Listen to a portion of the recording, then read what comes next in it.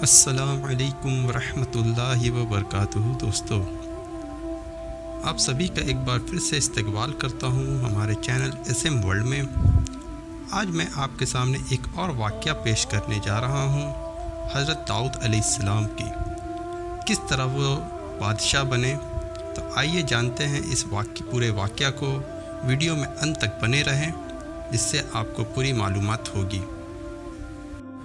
جب طالوت بنی اسرائیل کے بادشاہ بن گئے تو آپ نے بنی اسرائیل کو جہاد کے لیے تیار کیا، اور ایک کافر بادشاہ جو کہ جالوت نام سے جانا جاتا ہے، اس سے جنگ کرنے کے لیے اپنی فوج کو لے کر میدان جنگ میں نکلے۔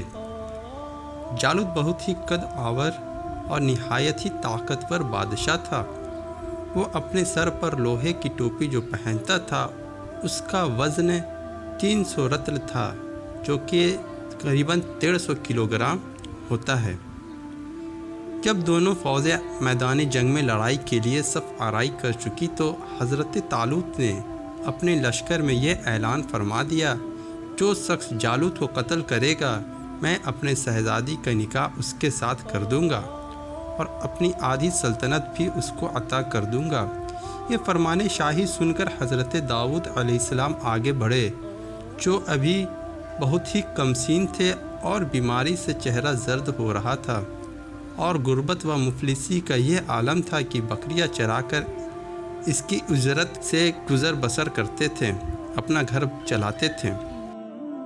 روایت ہے کہ جب حضرت داؤد علیہ السلام گھر سے جہاد کے لیے روانہ ہوئے تو راستے میں ایک پتھر یہ بولا کہ اے حضرت داؤد علیہ السلام، مجھے اٹھا لیجئے کیونکہ میں حضرت موسیٰ علیہ السلام کا پتھر ہوں۔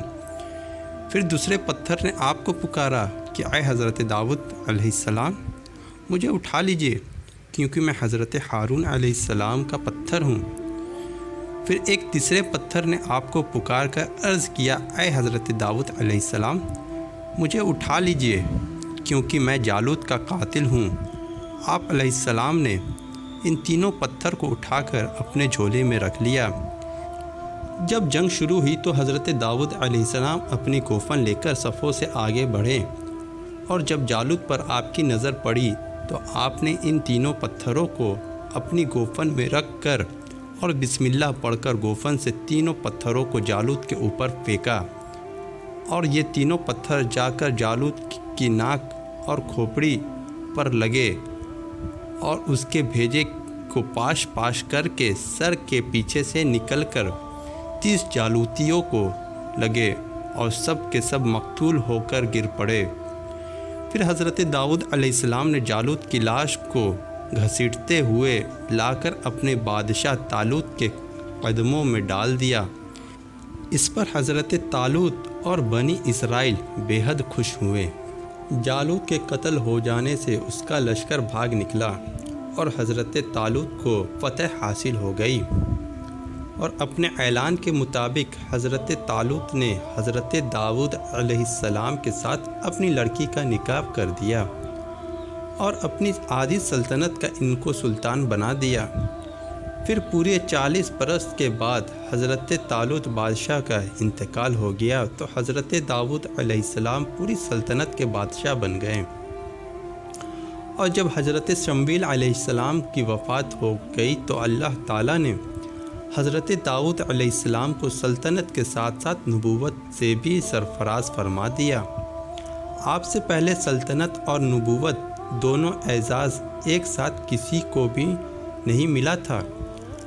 آپ پہلے شخص ہیں کہ ان دونوں عہدوں پر فائز ہو کر 70 برس تک سلطنت اور نبوت دونوں منصبوں کے فرائض پورے کرتے رہے، اور پھر آپ کے بعد آپ کے فرزند حضرت سلیمان علیہ السلام کو بھی اللہ تعالیٰ نے سلطنت اور نبوت دونوں عطا فرمائی۔ اس واقعہ کا اجمالی بیان قرآن مجید کے پارہ 2 سورہ بقرہ کی آیت نمبر 251 میں اس طرح ارشاد فرمایا، اور قتل کیا داؤد نے جالوت کو اور اللہ نے اسے سلطنت اور حکمت عطا فرمائی اور اسے جو چاہا سکھایا۔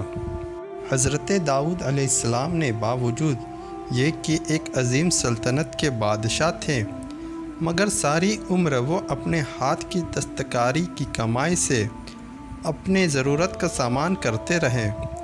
اللہ تعالیٰ نے آپ کو یہ معجزہ عطا فرمایا تھا کہ آپ لوہے کو ہاتھ میں لیتے تو وہ موم کی طرح نرم ہو جایا کرتا تھا اور آپ اس سے زرہ بنایا کرتے تھے اور ان کو فروخت کر کے اس کی رقم کو اپنا ذریعہ معاش بنائے ہوئے تھے، اور اللہ تعالیٰ نے آپ کو پرندوں کی بولی سکھا دی تھی۔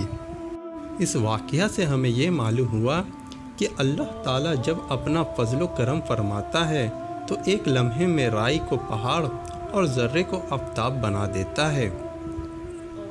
حضرت داؤد علیہ السلام ایک کمسن لڑکے تھے اور خود نہایت ہی مفلس اور ایک غریب باپ کے بیٹے تھے، مگر اچانک اللہ تعالیٰ نے ان کو کتنے عظیم اور بڑے بڑے مراتب و درجات کے اعزاز سے سرفراز فرما دیا کہ ان کے سر پر تاج شاہی رکھ کر انہیں بادشاہ بنا دیا، اور ایک بادشاہ کی شہزادی ان کے نکاح میں آئی، اور پھر نبوت کا بلند مرتبہ انہیں عطا فرما دیا۔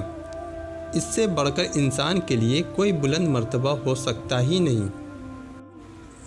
پھر اللہ تعالیٰ کا قدرت قاہر کا جلوہ تو دیکھو، کس طرح حضرت داؤد علیہ السلام نے اپنے 3 پتھروں سے جالوت بادشاہ کو قتل کیا۔